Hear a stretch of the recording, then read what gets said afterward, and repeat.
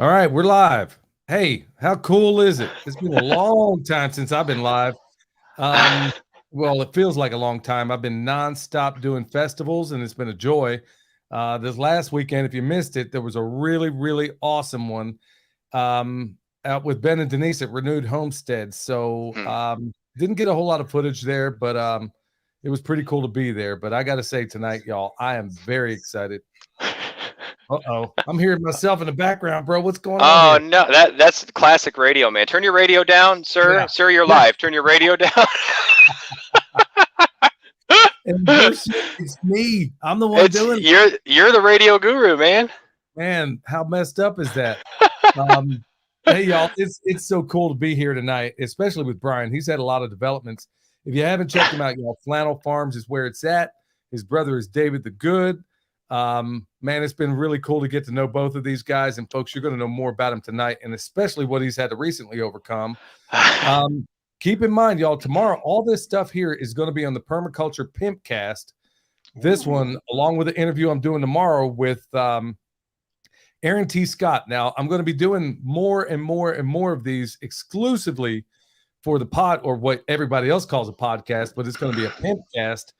And she's going to be the first one tomorrow, the inaugural, that we use exclusively for the Pimpcast. So, folks, you're going to have to get over there and check that out. If you haven't checked it out yet, I think you're going to find out that it is the ballinest podcast out there, especially as it pertains to farming, permaculture, anything like it.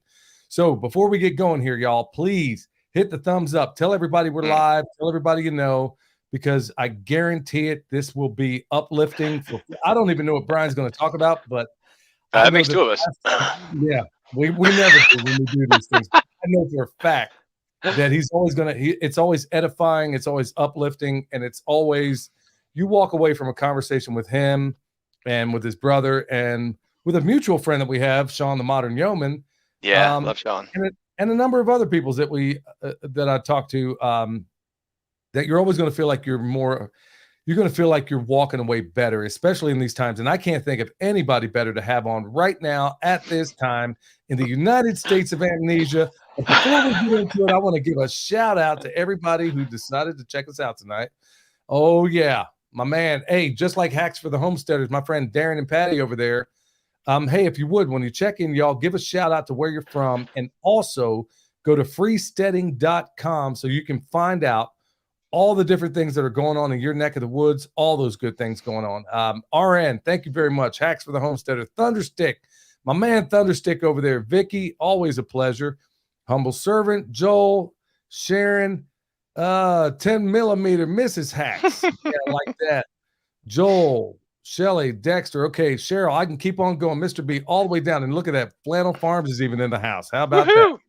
Yeah, if you Yeah. see me looking down and to the left, I'm not lying. That's just, because I think people do that, but that's Yeah. where I have my chat going on. I pulled it up so I make sure I could say hi to everybody.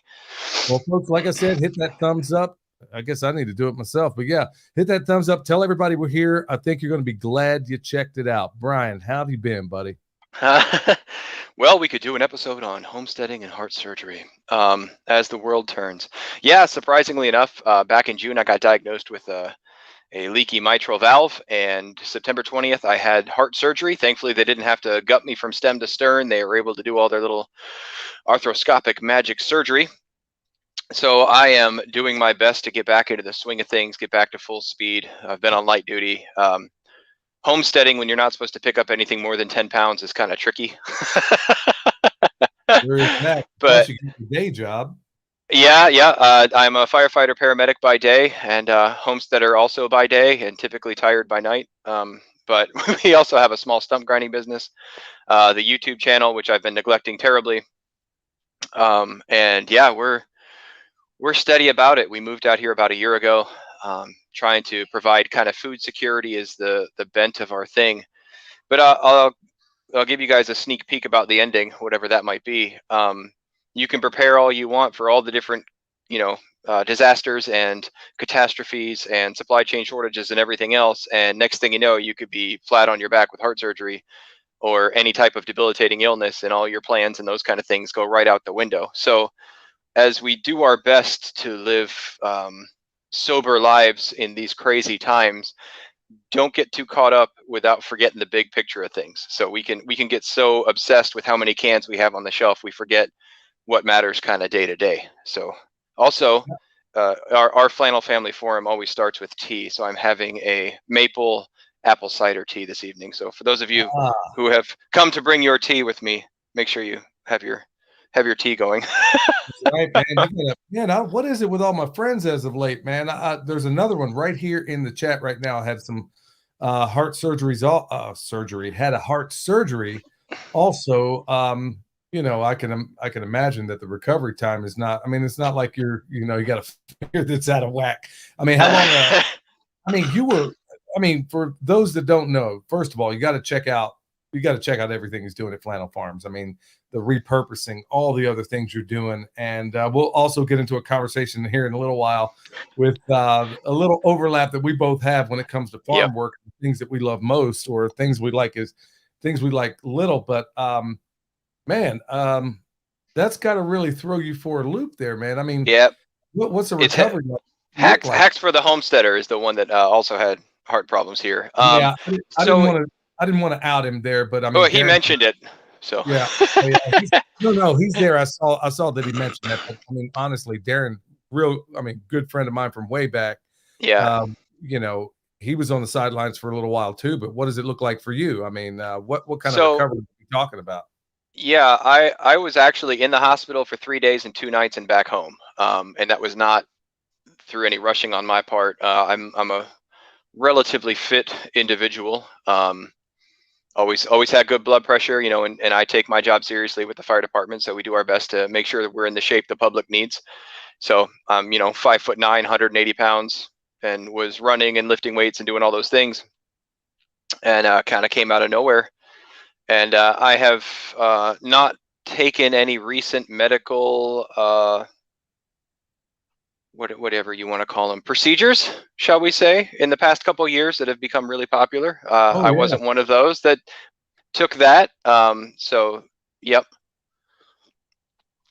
I did not inject anything in my body recently, and it just was kind of something that I had structurally that was going south. Because they didn't have to cut my sternum or anything, I was back to driving in 2 weeks, lifting more than 20 pounds in 3 weeks, and now we're at the 1 month period, and I'm not quite to full duty yet, but I am able to do most things around the property now. I haven't tried to pick up anything more than 100 pounds, but I've been trimming trees and driving tractors and kind of getting back into feeding animals. And we have a Reformation Day celebration coming up here on the farm this Friday and Saturday. It's a 2-day event. 2-day event this Friday and Saturday only. Instead of celebrating Halloween, October 31st was the day that Martin Luther nailed the 95 Theses to the door. And so instead of just going with a fall festival or something like that, we're full-blown Reformation Day celebration. So we're Oh trying to man. get the property ready, and yeah, we do pin the thesis on the door instead of pin the tail on the donkey. We have hay rides, and we normally have a debate between somebody dressed as the Pope and somebody dressed as Martin Luther. We just have a fun time with it, and there are carnival type games and very fall type festival-y things, but we're trying to reclaim some of the darkness in the world and use it for light. So we have I that coming love up. it. So we've been, huh? I absolutely love it, man. You think we can maybe take that? Maybe, I got a great idea. Let's go ahead and take the Constitution and put it right there on the Capitol steps. They got to Yep. step over it just to get in that place. How about that? Maybe we can I'm take the in. Constitution, the Bill of Rights, the preamble to the Constitution, even. We just But nail that on the door to all the way through the White House, all the way over to Congress. the problem is they're stepping on it already. So I think if you put it on the stairs, they're not going to step over it. They're just going to wipe their feet and keep going because that's what they're doing. I don't even know if they'd recognize it, to be honest. So, No but yeah, kid. we're trying to get the property ready for that. We have a few days coming up, so we've been working like crazy around here. But I didn't realize, I guess, previous to surgery, how tired I was getting and fatigued, and it was because I wasn't circulating blood properly. And didn't even realize it. I just thought it was because, I mean, if you do check out the channel, you'll see we're somewhat busy. And I turned the ripe old age of 40 this year, so I thought perhaps I was slowing down. We started the channel, we started the farm, we started a small business. We moved. We have a rental property that we had to get prepared, and I work a day job. So I thought maybe I'm just doing too much. And as it turns out, I probably am doing too much, but that's not really the cause of it. The cause of it was I had a very leaky mitral valve. So Mm. since then, my mental clarity has come back. I've gotten sharper than I was, which might not be too bright, might be sharp into a marble, but it's better than it was. The fatigue level is starting to go away. Blood pressure's coming down. Heart rate's coming down. All those resting rates are getting good. So yeah, amen, Vicky. So yeah, it was. I'm still recovering. I'm hoping to go back to full duty in another 2 weeks or so. But as I'm sure you guys know, structural firefighting in its extreme is a fairly strenuous job, and I don't want to be a danger to myself or others. So we're not going to go back until we're sure we're able to do the job and not be a liability by going.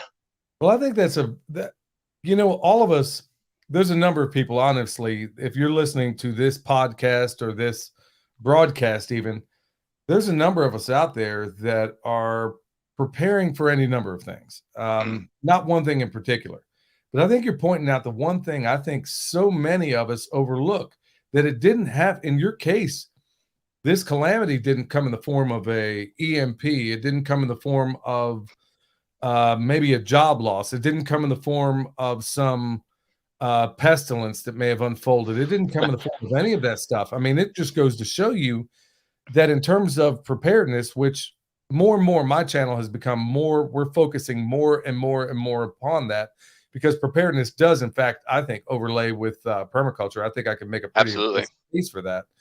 But I mean, you're pointing out one of the big things I don't think a lot of us prepare for, and that's being knocked flat on our back.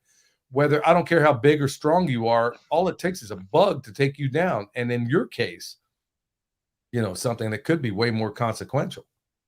Yeah, it's still kind of a weird concept to think that I've had heart surgery. You know what I mean? I mean, look at this beautiful hair. Does this look like the hair of somebody that has, a stressful life? Or Yeah, honestly, man, I'd always wondered, man, if we take your hair and kind of, if you give me some hairspray and a little bit of dippity do, man, I think we'd have you look like Gumby. We can go straight emo if you want to get real emotional about it. But no, I'm gonna stick it up like this, man. I want to have you. The Gumby thing, like out here. Yeah, man. Yeah. Honestly, you'd fit perfectly fine right now. This hair is I have to say, it's my wife's fault. I used to just buzz it. I used to look like you. High speed, low drag, and she said, you're almost 40. You can't check out all your hair off. So I have the hair. So Hacks for Homestead asked, sorry, I just looked over, if I had shortness of breath. It's interesting. Yes and no. My problem was much more, it was just fatigue. I wouldn't get I got tired climbing up and down flights of stairs. Anybody does, but I was realizing I could only do, we could have self-contained breathing apparatus in the fire department. And so we have the masks in our air. And, a couple of years ago, I'd go through 3, 4, 5 bottles, no problem. You come out, you swap bottles, you go back in, you go back to work. And I was doing 2 bottles and just couldn't do any more. Or I would get to work and just feel like I needed a nap. And it wasn't. Now, I will say about the shortness of breath, that I did not realize that I was losing my respiratory capacity. So breaths are measured in mLs, and they gave me a device, and I measured it before I went into surgery, and I could pull 2,500 mLs, and it's fine. That's not terrible. But about a week after I got out of surgery, I was pulling 3,750 mLs. So there was a massive difference, because the pressure in my lungs was decreasing. So when I had the murmur, the blood was pushing back up into my lungs, so it was reducing my capacity, and I didn't even know it. So that's where the fatigue came from, and not I was just didn't have the energy to work out like I used to. And there's something to be said for your mental state, right? So Billy and I have talked in the past. If you haven't seen it, 4 months ago, I think we had another chat, so you can go back and look. I won't bore you with the details. But when you've gone through hard things in your life, and when you have learned self-discipline, and when you have had to give up things that meant a lot to you, and maybe you had to give up bad habits and all kinds of things, when you have really learned self-discipline, you can make yourself do a lot more things than you think you can do, right? So I'd come in from working all morning and eat lunch and be sitting in a chair and just feel totally sandbagged, just that kind of just overwhelming fatigue on it. but things needed to get done. So you'd sit there for about 10 minutes and you'd be like, all right, well, off we go anyways. And you just go do it. And I had no idea that I actually had a structural defect in my heart. That's why I was feeling so fatigued. And, so thank God, work found it. We went through a physical and they were able to find it. And, like I said, I found it in June, and by September I had surgery, and I expect to be full duty again in another 3 weeks or so. So God was very gracious to me to allow me so far to have full recovery. Everything has been kind of textbook with the recovery. Haven't had any setbacks or anything like that. And I'm just really excited and grateful that not only did they find the problem and stop the damage, but they actually were able to repair it so that I'm better than I was, this time last year. I have more You're energy. I have stronger, more. faster, man. See, yeah, $6 million man. Yeah. So let me ask you this: while you were laid up, obviously you had some downtime. Okay, Yeah. you can farm there. You get a lot of moving parts there, and how was that being taken care of? So we move our chickens around a lot. So we moved them right before surgery. I got all of my feed barrels. I have a feed guy. If you guys check out my channel, there's a guy named Buck on there. He's a local farmer, 4th generation, and he harvests all his own corn and soybean and stuff like that. So I get my feed for my animals from him. And hey, Nancy. Nancy says, caught up on your chat. Nice seeing you both. Nancy's a wonderful. I love Nancy. And my mom's here. Hey, Mom. And RGB. Lots of my friends came over. Glad you guys came over. Awesome. So we filled up a lot of our feed barrels. We filled up the water tanks. My mom actually came up here and stayed while we were in the hospital. My wife was obviously with me in the hospital. And we did not plant a fall garden really to speak of, because there just wasn't time to tend it. It kind of fell right, in that September timeframe. And we didn't want to have stuff coming up and then disappear to the hospital for a week or two, and then you come back and you can't, it's weeds have overtaken or whatever. So that was kind of the main thing we did, was just stop with the gardening, which wasn't too hard for me, because unlike my brother, who is David the Good, who's a gardening expert and writes books on it, I don't really like gardening very much. It's kind of an open secret. It's just not. It's not. I don't know if I'm not patient enough. I don't know if it's. I don't know if it just doesn't make any sense to me, because something comes up and it's green looking, and I'm like, oh look, it's a plant. My wife's like, that's a blackberry tomato mini hybrid, and I'm like, oh okay, and that's a flower. And she's like, that's a zinnia. You should know what a zinnia. I don't. I just don't. It's not my thing. But thank God it is my wife's thing. Man, I'm right there with you. We were talking about before we came live, where we are overlapping our interests. This is where having multiple people on a homestead really, really helps, because like in our place, Michelle is the person that, she is an absolute genius when it comes to so many things when it comes plant related. And she's really the brains behind so many of it. William has his little sector, but mine, like yours, where I demonstrate the most interest is in perennial systems and in animal systems and in all these different things that aren't necessarily, but I can let my brain, just like, okay, for example, like right now, you and I are talking through this medium. And if I had to set it up myself, bro, we'd be talking on the phone, because honestly, I'm the world's biggest Luddite, but I can't be, because I have a son that can do all this stuff for me. So it's like the fingers of your hand, like I often describe, like in any permaculture system. For example, you have let's say a fruit tree. Well, the way we do things, a fruit tree or anything else doesn't just grow in isolation. Let's say around that fruit tree, you have some rosemary, you have some garlic, you have some daffodils. Each one of those things has a function in and of itself, but also serves as a function for the entire system. Same thing with that tree. And I don't see any reason why our lives can't be exactly the same way, at least on the homestead, where you and I share the same exact interest when it comes to perennial systems and all these other things. And I don't necessarily think it's a bad thing that I don't know. I know it's a tomato plant, but I don't care about the cultivar. I know, over here, I'm the same exact way with it. Bro, how do y'all make that work? Does she get any frustration with you, or does your family, or do you just kind of understand that you each have your interest and roles? No, she just does whatever I tell her, like a good wife. So it's yeah.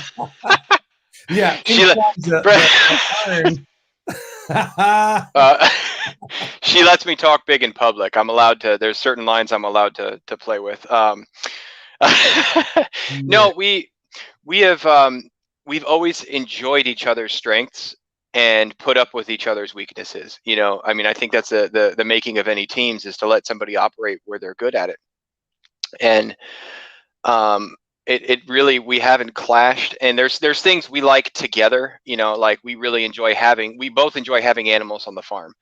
But she like really pushed us to get cows way faster than I thought we could get cows. But now that we have cows, I'm super excited that we have cows. Like I'm all about it. But then I'm like, we need 85 cows and we need a dairy operation and she's like, no, no, no, no, no, no, no. Like just the 4 cows in the field kind of mooing around, that's plenty. And I'm like, yeah, but if we had like 60 cows, right, we could do. And she's like, no, no, no. None of us have time for 60 cows. 4 cows is plenty. So we have kind of those checks and balances. And she'll do the same thing with a garden. She's like, I want to plant like a 10 by 10 garden. I'm like, copy, 100 by 100. She's like, no, no, like 10, just a little 10 by 10. I'm like, we can't grow enough food for the rest of our lives. We must make this giant thing. So she really keeps that in balance for me. But with the pigs, while we both like really enjoy having pigs on the property, I actually have discovered, in large part, thanks to your video on butchering, that I really enjoy processing animals down. Not so much the chickens, they're kind of weird and gross and tiny, and I don't feel like you get a big return out of it. Plus chickens don't have bacon on them, so you know, kind of. But pigs, man, and pigs are like just the right size, right? Because it's like 2 days worth of work, but then you have like a freezer full of meat. You have a lot to show for it, and there's a lot of variety. You have your soup bones, you have your pork chops, you have your sausage, you have your ground, you have your, I mean, bacon, obviously. There's head cheese, which I've never eaten, but I had to throw it in there because you're supposed to. You know, there's all kinds of things, you know, because you're not supposed to throw anything away as a homesteader, because God forbid, you know, if you don't eat, you know, the brains pouring out of the ears, then you're, you know, somehow terrible person. I haven't got that far yet. Maybe if I get hungry enough. I'm right there with you on those pigs. And I want to kind of slip into that. But hey, folks, if you're just now getting in here, hit that thumbs up. Tell us whatever the algorithms are that we're live. And by the way, I see the real Aaron T. Scott's in there. Going to be talking to her tomorrow morning. Really excited about that, folks. Awesome. That's going to be exclusively on the podcast, because she and I are probably going to get into some things that would probably get us bumped right off of YouTube. She is a walking, for those that don't know, she is a walking red pill, and your mind's about to be blown. You're going to be wishing you heard about her long ago. You were going to say, Brian? I was just going to say, my last live stream, I think I lost 6 subscribers from it, because we might have spoken some truth into the vacuum. So for those of you that enjoy these types of events, I do a live stream once a week. But if you check out the last one, which has actually, it's got the Sheriff of Nottingham from the Robin Hood. You know, and I discussed taxes briefly. We talk about how the green agenda is trying to kill you. A couple things like that you know are totally not controversial and super friendly to the big tech people. Yeah, not at all. And honestly, that's the whole reason. I mean, I'll be honest with you, Brian. That's a part of the reason why this whole podcast, which is growing like nobody's business, that was really the whole reason for this, because I'm realizing that at some point I'm going to wind up in the phantom zone like they did Aaron. And I'm going to be looking for an off ramp if I want to get this out. It's not for any monetary reasons, really. We all need a voice out there, and in these mediums, we can only go so far. And so anyway, I don't want to go too far afield on that, but folks, stay tuned and check out the Permanent Pimpcast. But also, please hit that thumbs up. Tell other people we're out there doing this right now. And Brian's about to get real, I can tell. No, what I was going to say is, much like preparing for calamity and disaster in the physical sense, we have to be prepared in the communal sense as well. So these things, some of these mediums, like you said, that we're using may not become available to us. Some of the things that are easy to access, where you can just very easily find people who agree with you, and maybe who are reinforcing some ideas that you already have. Maybe even just ask questions, right? Even asking questions now apparently is a bannable offense. And so free speech isn't so free anymore. So we do have to have these kind of backdoor places, because you can consider, you know, the podcast that you're doing and some of these other things that people are doing. What is it? The Freesteader site. There's another site that you can contact people who have similar interests and maybe belief systems as you. Well, YouTube might be Walmart, right? Where it's really easy to go and it's easy to find what you kind of want and you can pull it out. But if Walmart decides they're not carrying something anymore, there's nothing you can do about it. There's nothing you can do about it unless you've already found somewhere else to get that whatever it is, chicken, let's say. So if you're making chicken in your backyard, you still have access to chicken, even if Walmart takes it down. And I know this is kind of a convoluted analogy, but it's we have to be prepared for all types of contingencies. So it's good that you're doing that podcast, and I hope you send me a link to it so I can check it out, because I didn't know you were. I mean, your fancy equipment, man. Come on, this is legit. This is no fly by the seat of your pants pocket. You got radio training. You got professional equipment. My goodness, I'm sitting over here with a $40 Walmart headset, feeling like a what? No, bro. It's honestly, when we started doing this, I'll be honest with you. I really before because I'm really comfortable in the radio format. I didn't really want to do YouTube in the beginning, and then it kind of grew on to me. And then I'm realizing, oh, okay, shoot, I can use this as a medium to convey Yeah. a lot of cool information, like you said earlier, like how to butcher a pig, or any number of. I mean, it grew into so many different ways. But I'm realizing also, like you mentioned, like freesteading.com, I can still have a voice out there. Others Yep. can have a voice out there. And then also in the podcast realm, I'm realizing that I even have more of my First Amendment. What a concept! But in these gulags, I guess you can call them that, in these free speech gulags, I know that I can only go so far, but I know in that realm. And by the way, this will also, what you and I are talking about right now, will also be in the podcast realm. But Cool. Brian, I want to swing on back. Yep. I want to swing back because I want to ask you. You were talking about pigs a moment ago, Hmm. and there's a lot of people that have, and I'm glad you brought it up because we're going to hit into something I know that a lot of people have questions about, and they're always thinking, "Man, chickens are the gateway drug to animals on a farm," and I agree with them. It is, but which is easier to you, chickens or pigs? Which one do you find easier to manage? Pigs. Um, Definitely Nobody pigs. believes me when you say that. Yeah. Well, so pigs are smart animals, right? So if you spend the time to train pigs, and I don't mean to sit up and sit and bark and oink and those kind of things, but if you hotwire train a pig properly, it's really, really easy. I've had Now I'm by no means an expert, guys. I say before I started doing this a year ago, but I watched a whole bunch of videos, so I obviously know it all. But if you hotwire train them appropriately, they will stay where they're supposed to be, and if you feed them appropriately, they will stay where they're supposed to be. If you don't provide enough feed for them, they will leave. It doesn't matter how hot your wire is; they will just leave. So if you keep your animals relatively happy and well fed, they will stay behind the wire. My friendliest pig decided that we weren't giving her enough pet and scratches, so she got out a couple times to come find us to fuss at us for not scratching her. That's all the thing I could figure, because she had all the food in the world. So I had to add another wire, but that was like a super easy fix. So those are the only pigs. It's just the one that ever got out. And you can make different areas for them with the hot wire in your woods, or you can just get the plastic poles and stick them in the ground, and a little solar panel, battery charger for the fence, and you're done. And a 55-gallon drum, some pig nipple waterers, and I think we have a trough that used to be like a dishwashing basin that we just chucked out there. And they just get big and fat, and then you eat them. I mean, they're really easy. Uh, And you Chickens, just eat them. I love how you you just eat them, man. I uh, love how you made that simple, bro. it's not. My wife tells me I shouldn't tell people things are easy when they're not, because I think things are easy, and then people are like, "This is a nightmare," and I'm like, "It's not that bad." So, but I went to there's a Studley Farm here in Mechanicsville, and you can look up Studley Farm on Facebook, I believe, and he offers classes on butchering. Now, this dude Paul has been to like the Amish country, where they do like 15 of them in a day, and he has probably done several hundred pigs himself, and he does the farmers markets, and he does the actual butchering, and he puts on a class that you can go to. So I found you, for those of you that don't know, I found Billy from his pig butchering video, and I watched it.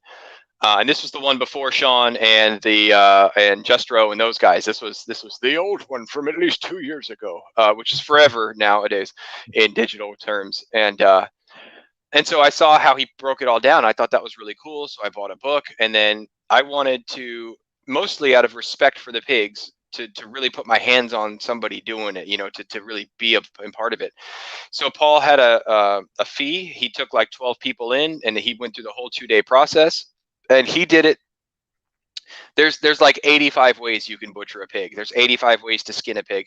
There's all these different things. And what I loved about Paul was he showed you like the most, I don't want to say proper, but like the cleanest, least amount of waste, but also probably the most complicated way. And while he was showing you that, he also told you other ways that you could do it, right? So if you know how to do calculus and trigonometry, when somebody asks you to add 2 + 2, it's pretty easy. So there's all kinds of down and dirty backyard ways that you can do a pig.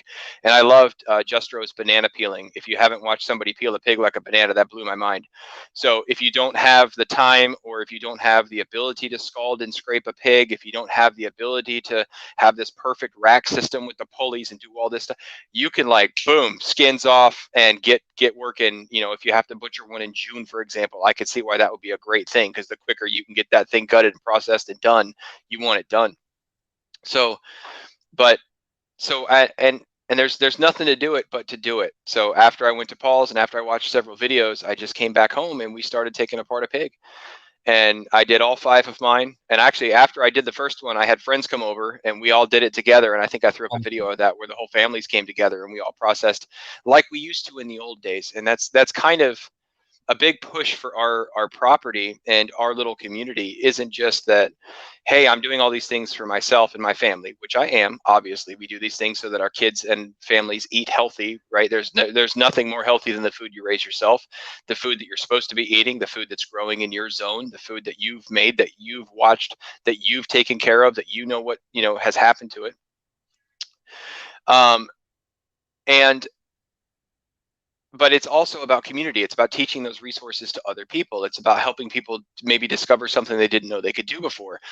Family fellowship, bonding time. I mean, it's really strange to say you're bonding over butchering an animal, but you really are. The kids were getting involved, and then we brought it all inside, and we were running it through the meat grinder, and you're processing it, and the ladies and the daughters were all around, and the sons were out, and like everybody was having a part.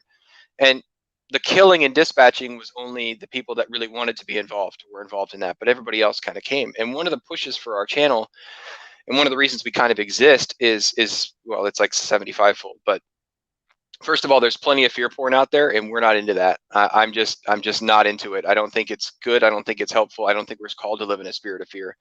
If you look at history, we are still like so obscenely prosperous. It's gross. Just look back 150 years at a fishing village like off the Sound, where 1 in 10 people died when they went fishing. Oh, and if you didn't get enough fish, you didn't eat. Sorry. And you kind of starved to death a lot, and you were dead by 40 if you were lucky. Like the human life expectancy up until 150 years ago was 40 years old. So sorry, Billy, we're past. Like we're done. That's it. Over. That would, I mean, I'm not kidding. So people starved to death for the vast majority of history. We have an overabundance of food, but this has happened before. One of the times I'm studying, because if we don't learn history, we're doomed to repeat it. So I like to look back through history and see these things. You guys realize that when the Romans were in England, however many 1500, 2000 years ago or so, give or take, they had in-floor heating. Like the Romans had in-floor heating way back, before the Dark Ages, which they don't call the Dark Ages anymore because I guess that's bad. So now they're the Middle Ages, or the unenlightened time, or but when the Romans pulled out of England, all of their technology went with them.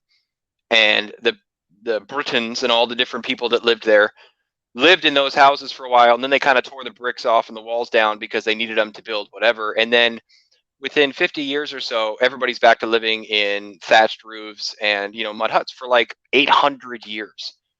Right.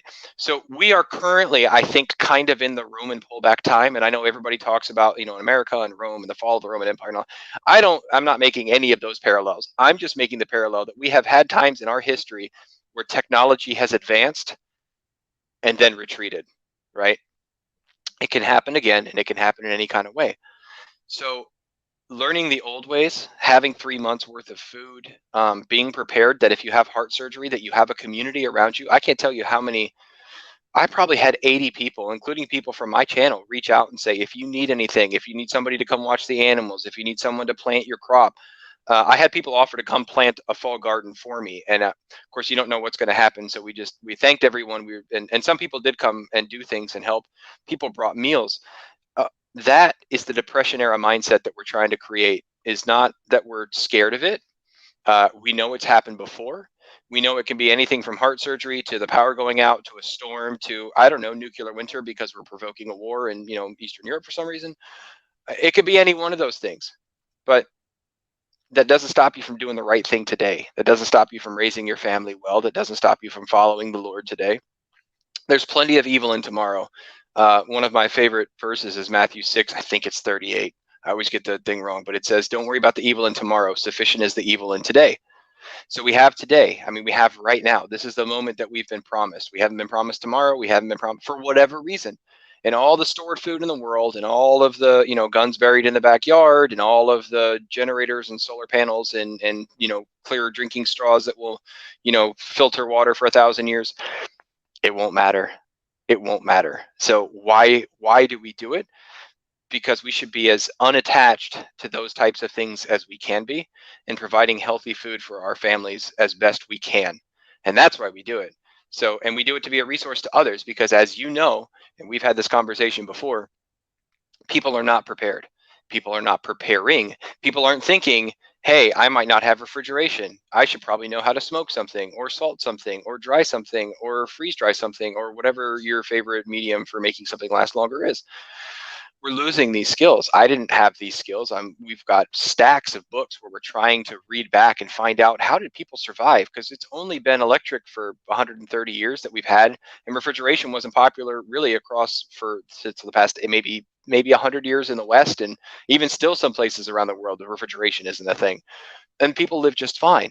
So how do we get back to the point where if all of this goes away, that we're okay, and not only are we okay, we can be a resource for other people, and they can come and we can feed and help and encourage, and realize that our lives aren't based around a 72-inch flat screen TV or likes or views or whatever. And I say that kind of tongue in cheek because obviously we are paying attention to our channels and trying to get the message out, but the message isn't about trying to do challenges to get people to view for no good reason. It's to spread hope, to spread knowledge, to spread encouragement, and to find community and bond together with that community in a way that you couldn't do 50, 100 years ago, when if they weren't literally in your circle, then there was, you didn't even know if they existed. That was kind of a long monologue. No, it's a fantastic monologue, Brian. I'm glad you did. I was going to lean into that anyway. And I love how you lay the parallel over with the Roman Empire. I mean, there's a really awesome article. If anybody's interested out there, check out Strumpeters Rome. It's on LouRockwell.com, where you can see the overlap and the overlay, really, of America along with the Roman Empire. And I'm of the belief, and I'm not in the interest of selling fear, but to sell reality. I mean, what the Romans did in 2,000 years, we're just doing in over 200. And every single metric that you can possibly imagine. And I'm glad you point out the fact that in ancient Rome, they had radiant heating in the floors. How about that? And we're now discovering the benefits of that today. Yep. And then also, like you said, okay, I know we can't say it anymore, but those dark ages, and what did they call the time when Rome was there? The classical period. And then, of course, they went through that dark, and then, of course, the Renaissance, which means rebirth. Well, who's to say that here we are in the fourth turning? I'm going to go deep. Let's do it. I'm going to go deep. Okay. So for those that don't know, Strauss and Howe wrote a book called The Fourth Turning. Every 80 years, we see this repetition for as long as we can remember, really. And it was probably known all the way back to the time of Alexander the Great, that every 80 years we get this cycle that happens. Well, okay, we saw that 80-year cycle. I'll just throw out some big things in history people might remember, like the American Revolution. 80 years later, roughly, and it's not exact, but roughly, we got the Civil War. Yep. And then we got World War II 80 years later. And then lo and behold, where are we now, Brian? 80 years later. And we got these cycles, just like Solomon spoke of in Ecclesiastes. How about that? Here we are 80 years later, and everybody's thinking, oh, America is doomed because this same group of people, these kids that should be the equivalent of what was some call the greatest generation in World War II. You know, they'd come out of the roaring 20s. Everybody's thinking, okay, these are a bunch of blockheads. They're not going to amount to anything. Well, lo and behold, they became what some people call the greatest generation. Well, here we are right now. There's no guarantee that we're going to come on the outside of it in a positive way like we have in the past. You know, consider the Civil War. Some would say, oh, it didn't work out so well for the South. But here we are 80 years later from World War II, and it's upon us again. And it is completely up to us whether or not we go to that dark side or whether or not we prevail. Now, I'm going to throw it back to you and ask you, in light, and you can take this, you can freestyle any way you want to go, bro, because I know you can. Where do you see that right now? Because a lot of people are thinking, and I'll be honest with you, bro, I'm not sure I have the most positive message in the world. When I look around, when I see these little fruitcakes at Sam's Club today, when I say fruitcakes, I'm talking like the lady didn't have her card, and there's 15 of us deep trying to get into Sam's Club, and she can't even demonstrate the little bit of courtesy it would take for her to pull off to the side. Meanwhile, here she is blocking the entire entrance, and here we are, 20 deep. And of course, I managed to find some humor in all this, but we're seeing all this weird, nonsensical junk going on right now, and I'm asking myself, here we are 80 years later, and I don't see a greatest generation unfolding right now. How do you feel about it? Well, one of the scary things about the fourth turning is, and he says this in the book, is it never happens without bloodshed. And I'm not advocating bloodshed. I'm not. I'm just saying that in the 80-year cycle, every time, I mean, you mentioned the revolution, there was bloodshed. Civil War, there's bloodshed. World War II, there's bloodshed. There's always bloodshed. Now, there's been bloodshed all over the world. I mean, that's what's going on. What has tickled my antenna, if you will, here is with the way our economy is currently headed. When inflation gets above 5%, it takes 10 years to get it back down. They're talking about, we'll have it under control by 2024. It's not possible at the rate we're going. There's three ways to fix inflation. One is obviously you raise the interest rates, right? It's what they did in the 70s. And, it was crazy. Stagflation, right? But it worked eventually. But even still, in the 80s, you had two massive crashes, one in the early 80s and one in 89. And in the 90s, you had crashes. And in the aughts, you had crashes. And currently we have crashes. So, not so stable. But raising interest rates, that's the easy way, if you will.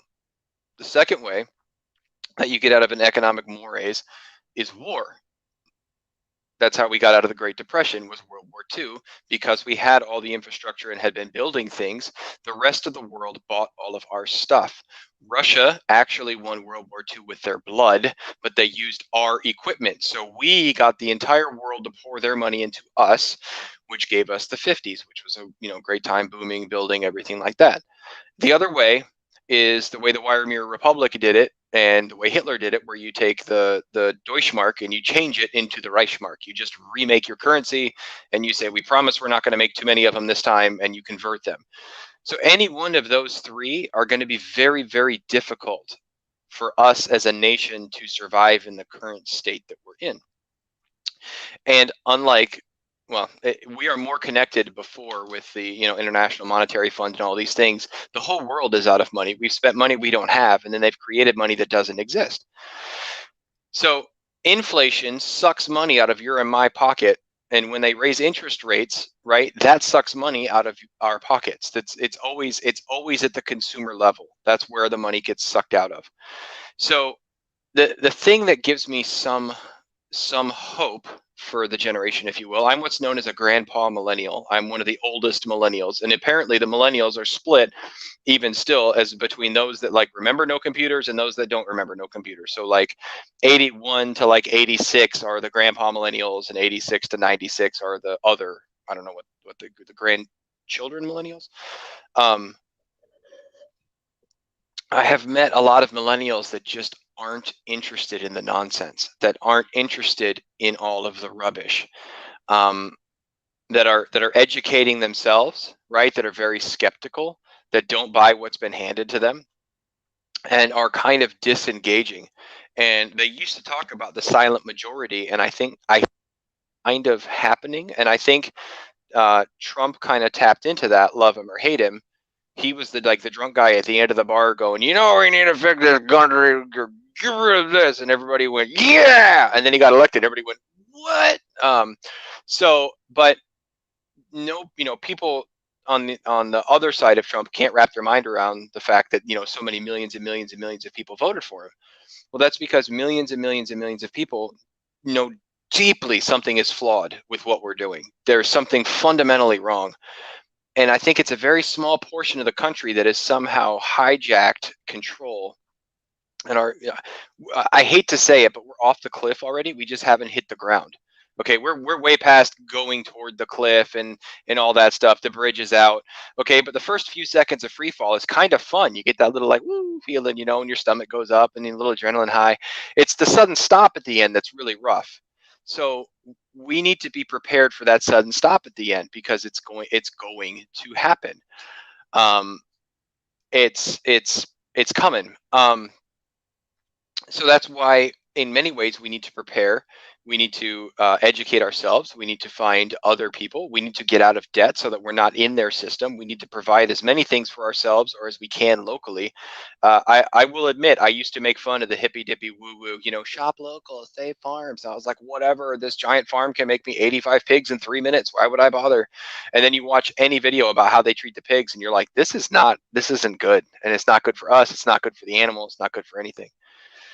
So I think when we need to decentralize, we need to decouple from the big stuff. And I mean, I traded a half of a pig for my livestock guardian dog because I wanted a livestock guardian dog to help protect my livestock, but I didn't really want to pay for a dog. And I'm not a huge dog person. That will get me a lot of hate mail. I think they have a purpose. I understand. I know. I'm a cat person. I like the fact that my cat will just leave me alone and like just go do its thing. And then every like 3 weeks it comes over and it's like, all right, pet me.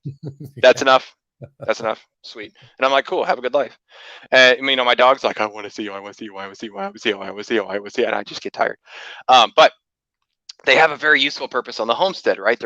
They look out for the animals, they keep other predators away. Just their urine on your property keeps other predators away because the predators come, they smell it, and they're like, I'm out.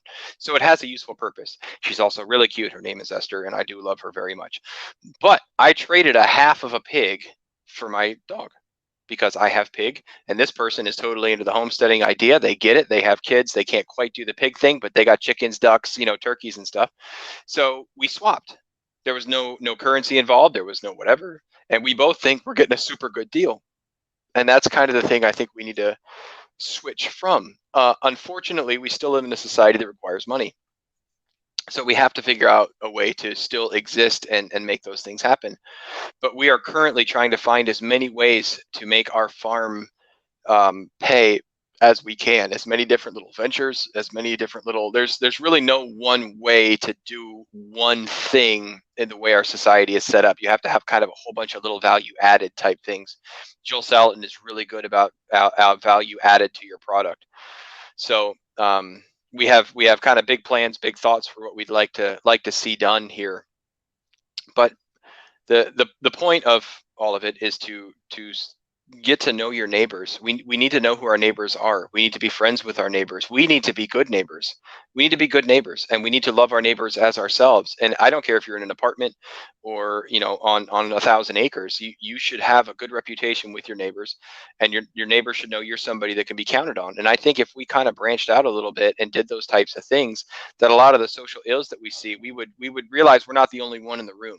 Right? You ever had that moment when you're like a group full of people and somebody starts spouting some nonsense and you're like, whoa, my goodness. And you look over and somebody else in the corner's got that same face on and you're like, oh yeah, you think this is nonsense? Yeah. So we're going to talk in the break, And that's, I think you and I have that same kind of like, we look around and we look at each other and we're like, oh no, this guy has an idea what's going on.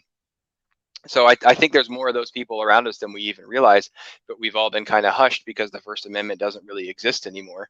So and the narrative gets twisted. We go from, let's just use a current modern day example. For example, let's take, I don't know, say Ukraine, right? And you go, hey, maybe we shouldn't send $40 billion to like the most corrupt government in Europe. Oh, now all of a sudden you are pro-Russia, you're pro-invasion, and you're no. I didn't say I thought that Russia should invade anybody. I just said I don't know that we should send our money over there. Oh, that's it. You're a communist and see you later. That happens no matter what the thing is, no matter what the narrative is that you say, hey, should we really do this thing? All of a sudden, you hate whatever the thing is that they're pushing. That's not the case. It's just maybe we shouldn't do that. Oh, I forgot to tell you. I figured out how to solve the entire housing crisis. Super easy. You're going to like this. I did some research. Did you know the federal government currently owns, I believe it is 628 million acres of land? They own 88% of Nevada. 88% of Nevada. Pretty big state. I don't know if you've been through it. I have. A lot of nothing. So we have 325 million people in the country, right? Well, not all of them are going to want to move. Let's say 40 million people want to move. You could give 10 acres away to 40 million people.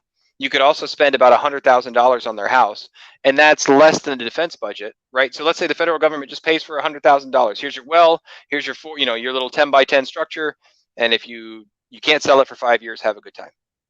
There'd be people flocking, right? I'd leave. No, I wouldn't. I love my house, but there'd be all kinds of people, and it would cost us less than the money that we've sent to Ukraine. Just as an aside, Yeah, but that's the problem. That's the problem. It's like there's a shirt that I got from Eric Sider, and it's a quote from Bill Mollison that said, as the world moves on, the problems become increasingly more complex, but the solutions are astonishingly simple. They are. Just like you're saying there. I mean, if a fireman and a farmer can sit here and figure out this stuff, I'm not believing for a minute that these pig nipples in Washington, somebody gave me that idea a minute ago, that these little pig nipples in Washington, Congress and the White House, I mean, you name it. We got 538 pig nipples out there that can't seem to figure this out. I mean, for crying out loud, man, this stuff is astonishingly simple. It's and real easy. Offering solutions. So I'm glad you kind of segued into that because as we're getting to the end of this, I really want to let you freestyle on that because you really are something else as far as offering that hope out there. Going back to Rome, I've often wondered what it must have been like for, let's say, a nomad. Okay, after the fall, here you are. Okay, Billy and Brian are pushing a cart. Okay, maybe our names weren't that back in, Billionth and Brianography, yeah.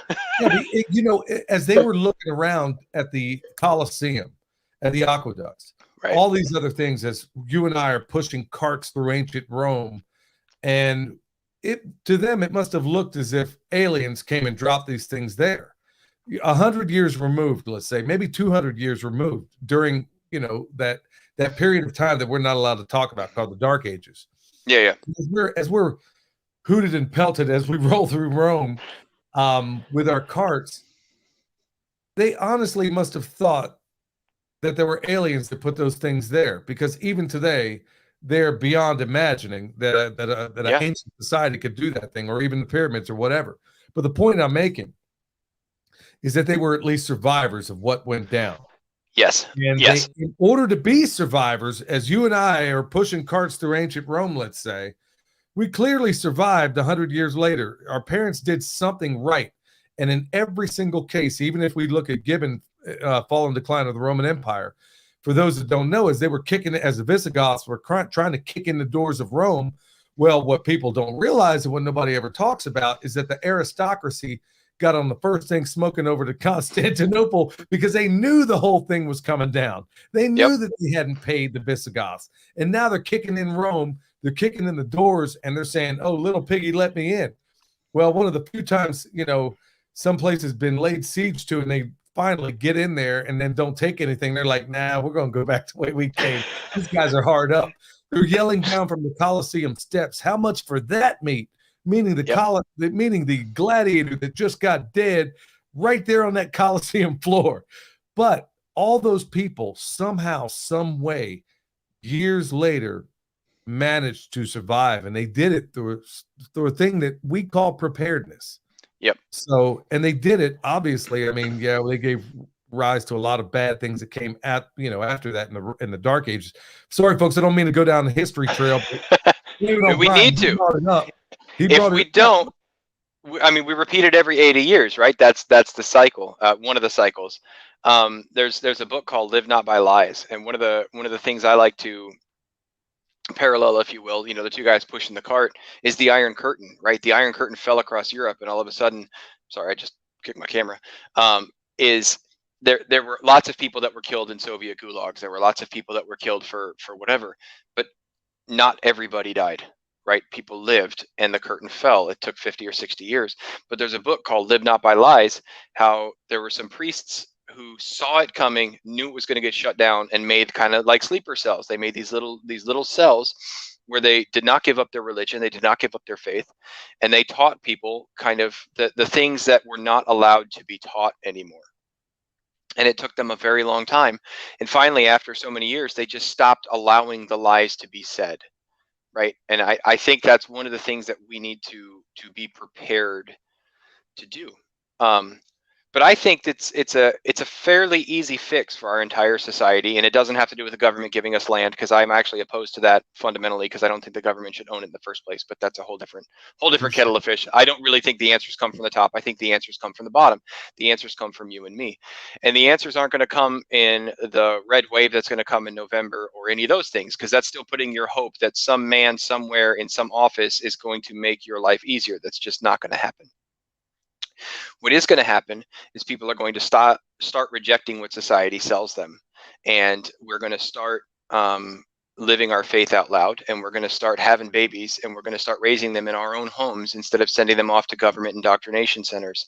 Man, And people are going to have a lot of children, and you will change the world by changing diapers. And I kid you not, the people that are having babies are the people that are religious, and actually immigrants in large form are having babies.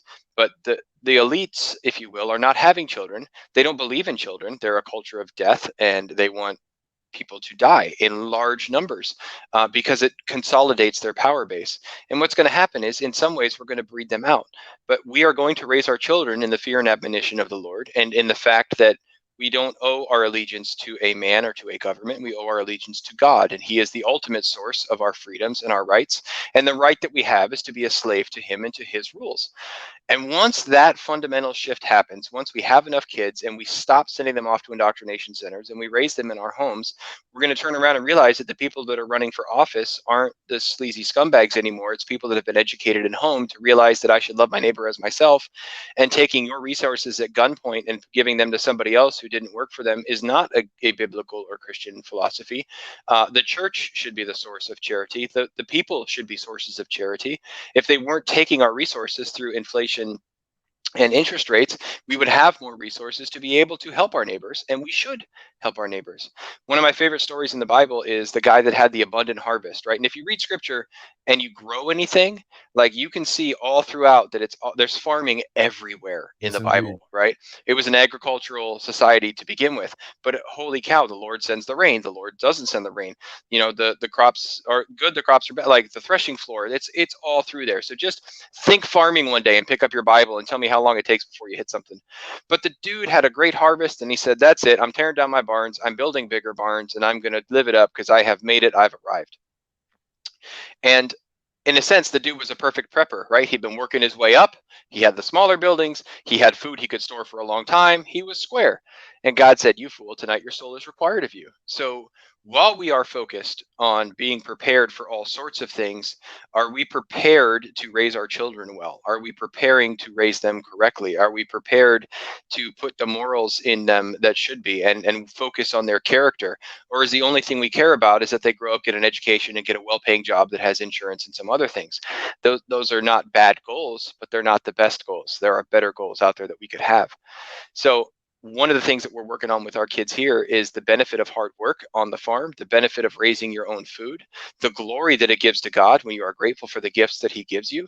There's all sorts of things like that that we should be focused on while we are preparing and setting aside food, because the Bible says we should be wise as serpents and gentle as doves. So we should be stockpiling. I absolutely believe that. I think we should be setting aside things while we can still afford them, while they can still be found, because Rome is falling and the in-floor heating is going to go away. And the people that knew how to make a fire were the ones that made it to the next generation, that said, hey, this used to be really great, and someday it will be again. But right now, what we need to focus on is your character and your development, and not hacking off your neighbor's head to take his stuff. let's do it better. We can do better. And the monks and so forth through the Dark Ages were the ones that preserved society, if you will, and writings and science and all those other things. So there were those pockets that were going on. So we just need to be prepared that if it all comes down, we have our pocket prepared, that we can continue to be a light in the world regardless of how dark the ages get. And I couldn't think of a better way to really kind of put bookends on this thing. I mean, really, and if you can stay a little bit longer, I want to hit on one Yeah, thing.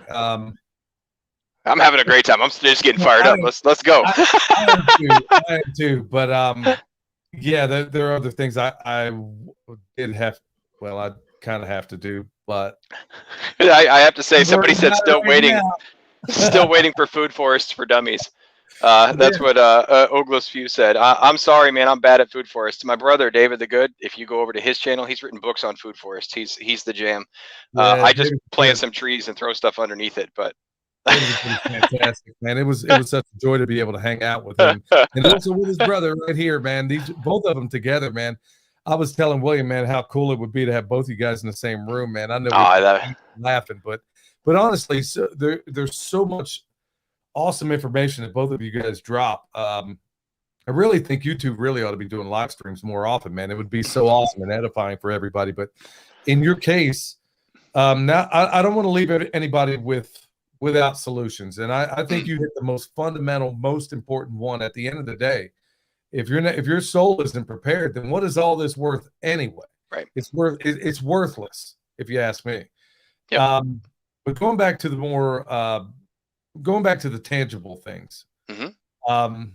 We talked about Rome. We talked about, I mean, I can list from the top of my head all the collapse that have happened.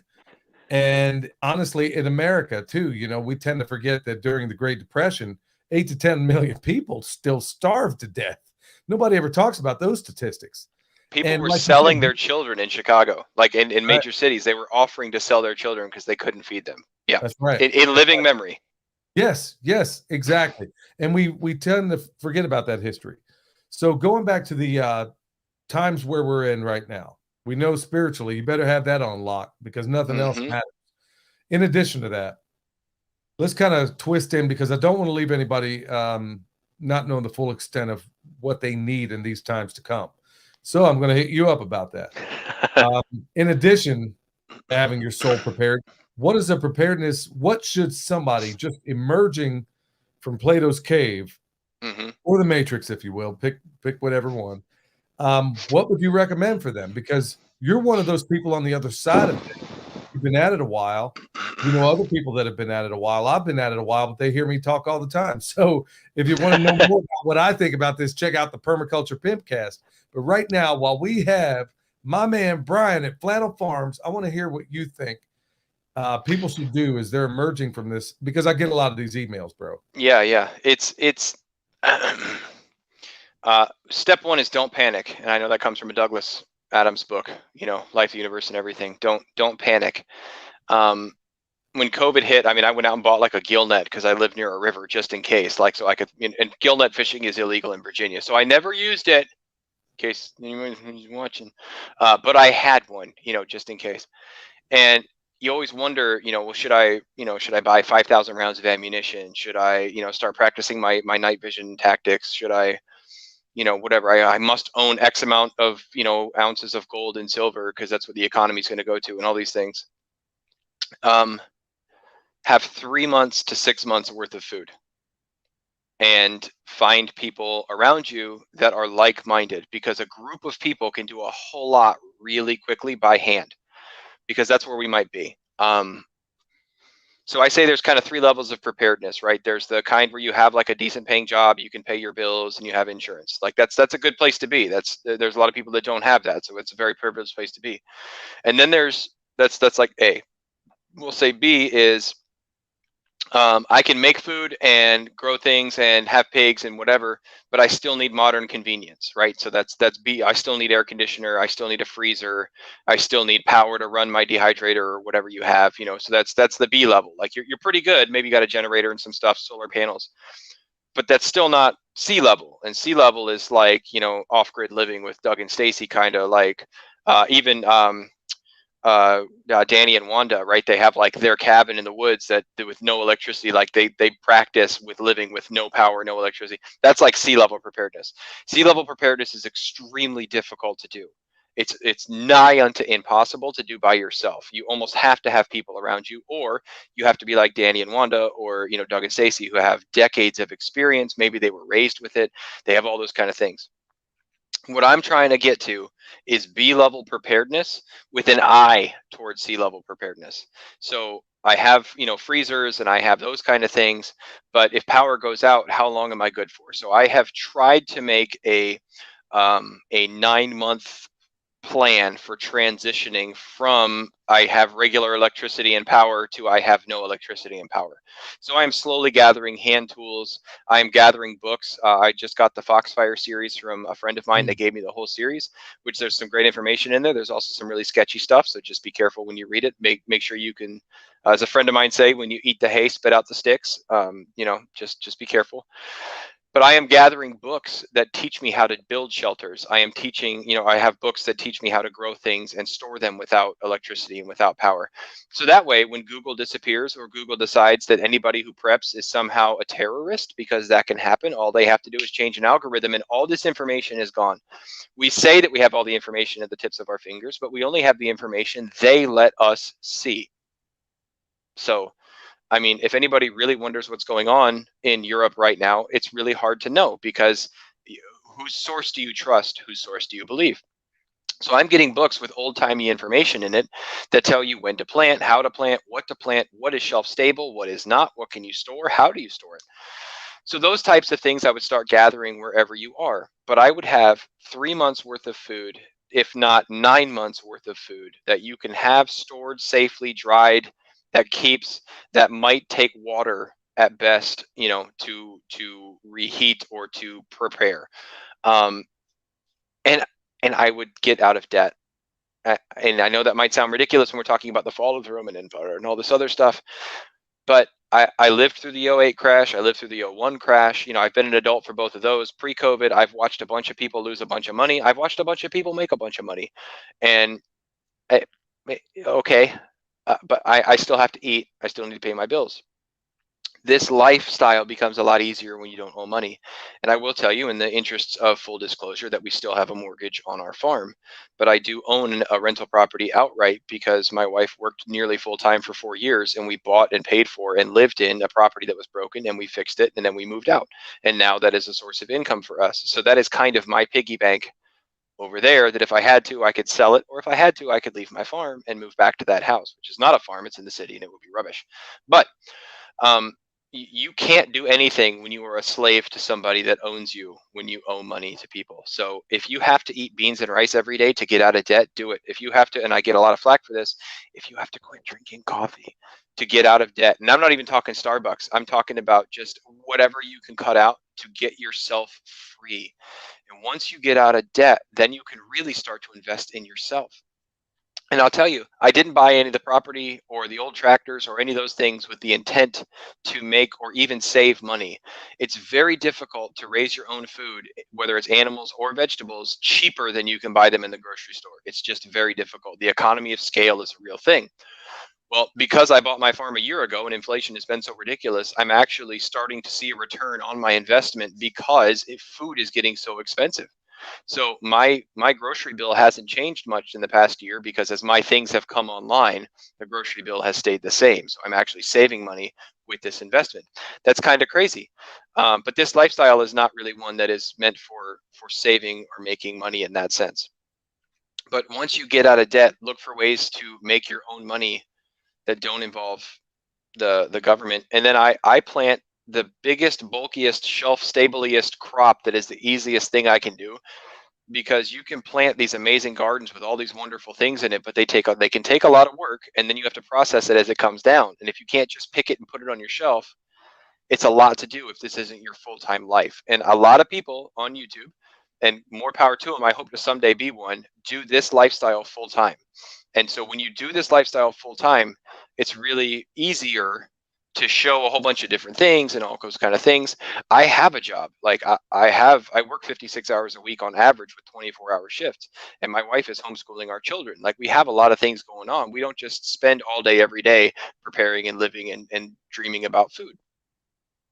So really, it all boils down to live according to biblical principles, right? Don't overextend yourself. Don't owe money to people.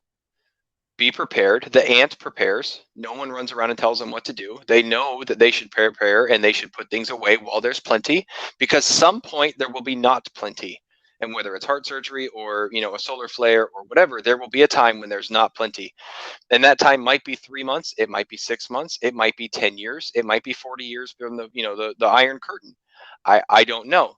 But if you have 3 to 9 months worth of food, you can shift gears in that time to be able to survive it and get your mind right. And if we're already living now, one of the things that we push on our channel is a depression era mindset. And I don't mean the depression like, gosh, that was kind of difficult. I mean like the depression era mindset for the people that lived in the Great Plains, which was known as the Great American Desert, who for years had no crops, for years made no money. Filling their gas tank cost an entire day's wages back then. And they were eating, I kid you not, tumbleweeds. They were canning tumbleweeds to make them palatable, and that's what they survived on. I don't know if I like tumbleweeds, but I probably wouldn't like it every day, all day. But the resilience that those people had was because they lived hard lives. So we need to start, I think, almost self-imposing hard lives on ourselves and cut out a lot of the stuff that we don't need, cut out the frivolousness. We need to live sober-mindedly and be prepared. Now, I like coffee. I drink coffee every morning, and I like a little frou-frou creamer in it that makes it taste oh so sweet. But I can live without it if I have to. And you have to know that, and you have to be able to do it. And so for years we were very, very, very, very careful with how we did everything in order to get that house paid off and do those other things. And we're still very, very careful. But there's something to be said for, I think it was Solomon said, one of the greatest joys in life is sitting down at your table with your, I'm paraphrasing terribly, so please forgive me. This is not an actual translation. It's more like the Amplified Bible, which is probably heresy, but we won't get into it. Who said the greatest thing is to sit down with food that, your food at your table with your family and enjoy the fruit, the works of your hands. So don't get so spun up about what could happen tomorrow, because the bird doesn't store or keep, and our Father knows when one of those falls. The lilies in the field are dressed better than Solomon. We can get all spun up about the future and whether our stocks are going to do well, or the money that we're trying to accrue will do well. And I'm not dismissive of those things. I know people are losing their shirts right now, and I sympathize, because that the money is a symbol of how much time you spent to get it. So I know that you invested your life. I'm investing my life in a retirement fund and some of those other things that may or may not be there in the end, but that can't be the thing that we're trying to hang on to. And you have to look at, what are you trying to preserve? So when you're preparing, what are you preparing? What are you preserving? Because that's what preparing is. Preparing is just preserving of some sort or another. You cannot preserve for eternity with no utilities or anything the lifestyle you currently enjoy. So when you're prepping for your own self, you have to look around you and go, what am I trying to save? Am I trying to save my life? Am I trying to save my house? Am I trying to save my comfort, my standard of living? What is it you're trying to save? Once you square that in your head, the first thing you need to worry about is saving your life with your food and your water and your shelter. And then you can expand upon that to where it might be a camping adventure if the economy all falls apart and the electricity disappears. And there might be a lot of people that are looking forward to it. But you can have all the cans in the world and all the solar panels and generators in the world, and a roving band of bandits can come along and murder you and your family, and all that work was for naught anyways. So we have to make sure that our hope isn't in ourselves. Our hope isn't in the food that we've stored. Our hope isn't in our solar generators or in the knowledge or in the books on our shelves, but our hope is in the Lord, because we should not fear the ones that can destroy our bodies. We should only fear the one that can destroy our souls. Bam! That's my dog, y'all. That's why you want to go check out Brian over at Flannel Farms. I mean, really, man, it's always a joy to have you on, bro. We got to do it more often. I only do these so I get a chance to talk to you, because we're both like so busy all the time that this is the only chance we get to hang out. So I'm always bugging you. Billy, we got to do another one. Want to hang out? No, we really do. I'm glad you reached out, because honestly, I know, I was wanting to see how you were coming. I didn't know the extent of whatever your heart surgery entailed. Yeah. And I was glad to hear it. And honestly, every time you're on, It was awesome, man. Even the last time, your wife, I mean, I was like, good night, man. It was like an impromptu kind of thing. And both of you guys hit it out of the park. And everybody, I mean, all the positive emails and everything else we got out of it was just something else. And I want to do more of that. And also, yeah, it's one thing to sit here and cover. I'm not going to be one of those Pollyanna types that's just going to say, oh, everything's fine or it's not going to be fine. No, we're right on the knife's edge, and this thing is stupid right now. And not only are we talking preparedness, but we're also talking about, well, we're not talking about not just about the realities of the things that are unfolding right now, but also what to do about it. And at the end of the day, like you said, what does any of it matter if your soul isn't prepared? So I implore everybody out there, if you don't know him, find my Lord and Savior, Jesus. And I think also Brian's. He didn't say that, but I know it is.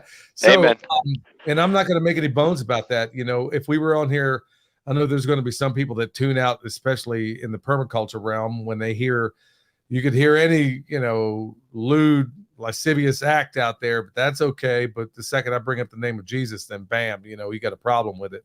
So I'm not going to make any bones about that. But back to what you said before, as far as imposing some of this stress in our lives, we ought to be stress testing. You know, like there was, oh shoot, who was it that wrote War and Peace? I can't think of his name right now, but he was like, adversity makes Warren men Beatty? prosperity.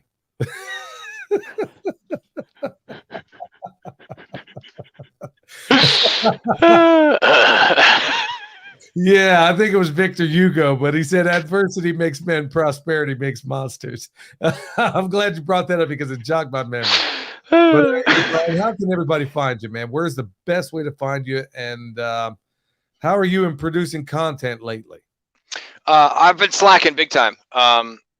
So one of the things I do is I produce my videos actually at my job because we have downtime. So when the training's over and the calls aren't coming in, I actually edit the videos at the fire station. And I have a hard time editing videos at home because there's always something to do here, right? So when the kids are doing schooling in the morning, I tend to be out doing something in the fields with the animals and the buildings. The property we purchased needed a lot of cleaning.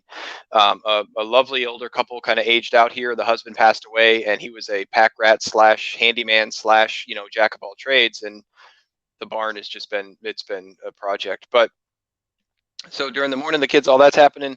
In the afternoons, we actually have time together, as a family doing things. And then the evening times is my time with the wife. And I just can't find time really to just knuckle down for 2 hours and edit a video.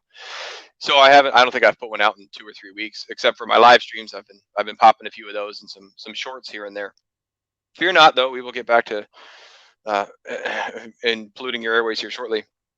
But we are Flannel Farms on YouTube, and we are also the Flannel Guys, plural, 54. So the Flannel Guys 54 at gmail.com.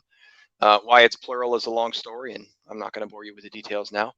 But that's it. That's all we have. I think I have a Facebook page, but I don't ever really look at it. I know mostly use it for the marketplace, so I can find like old stuff for sale for cheap. So if you send me a message on Facebook, I probably won't see it, and I'm sorry.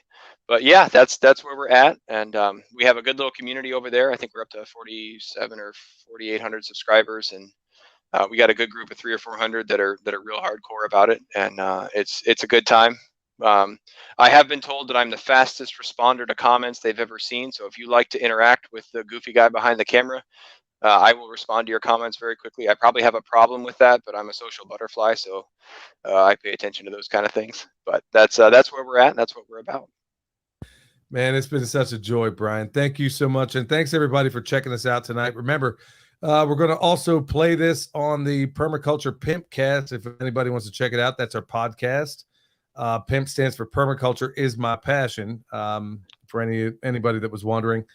Brian, it's been a joy to have you, bro, and thank you and God bless you and yours, and thank you, everybody. Blessings to you and yours for checking us out tonight. It's been a joy to do a live stream again, and we're going to have to not make it so long from now. Thanks a lot, brother.